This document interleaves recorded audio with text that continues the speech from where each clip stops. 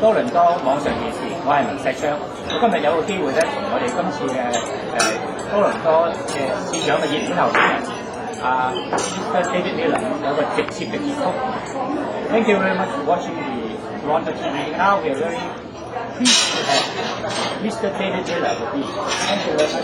Thank you. It's a pleasure to be here. Yeah, Mr. Miller, can you tell us when you are elected as the mayor for Toronto, what would be your number one priority to the community and also the Chinese community in particular?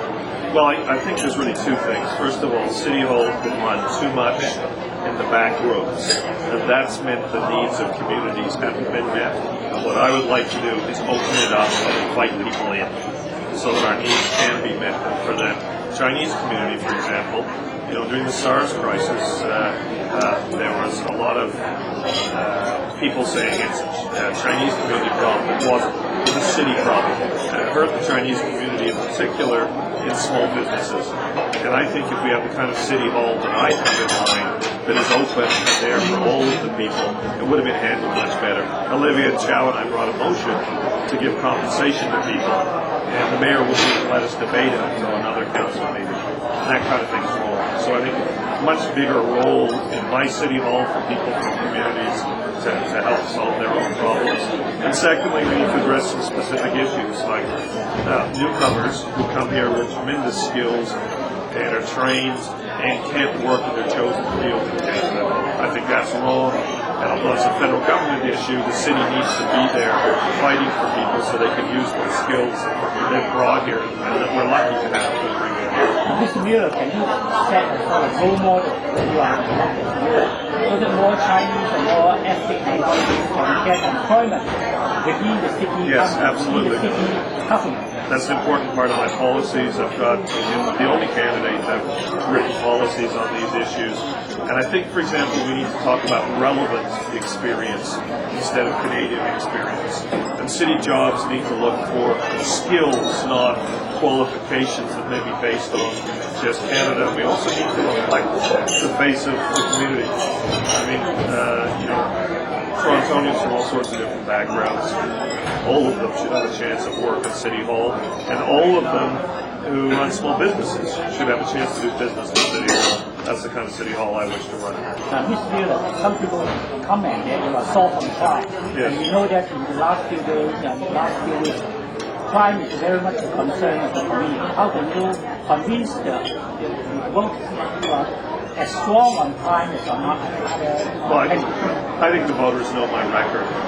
Just because other politicians say things about me that aren't true, people don't accept that. For example, over the past 6 years, I've voted to hire 411 new police officers. And in every year, as mayor, I'll give serious consideration to the police requests. But one of my opponents is promising to hire 400 police officers. The city doesn't have the money to do that. When you question him, he admits that he's depending on provincial funding. Well, there won't be any provincial funding. It's not a real promise. It's, at best a hope. My commitment is to work with the police service and the chief to get the police officers on the streets. That's where they should be. And also to start investing in young people. We need to divert young people away from crime. And I agree with what Chief Fantino said a couple of days ago. We need to review how the money's spent to make sure that it's most effectively spent both on prevention and on ensuring that there are police officers on the street when you need them. Are you going to change your stand on more employment for police officers? No, my position's been the same. I'll seriously consider the police request. This year their request is for 32 officers, and of course I will give that serious consideration. I'm not going to promise 400 police officers because the money isn't there. It's not a real promise, and I think people want honesty from their politicians. What about your stadium, the pitch, and the effort? Some people say that they would like you to be more flexible for negotiation, so that one day you may have to change your mind.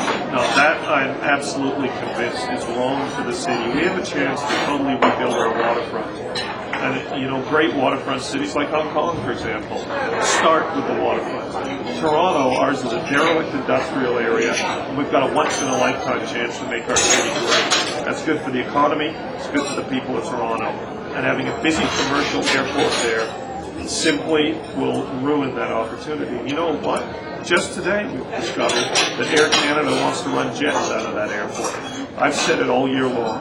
If you build a bridge, they will come, and it's time to stop the building of that bridge. And it has to be my number one priority as mayor, and I will do everything in my power to stop it. Last, can you convince our viewers that you are the best choice and you are going to win the race? Well, I would appreciate people's support. Very pleased with the polls and also the feeling I have on the street. People are terrific. I'm getting smiles everywhere. I've already today been all over this city of Toronto, our great city. I'm very, very encouraged, but I do need your support.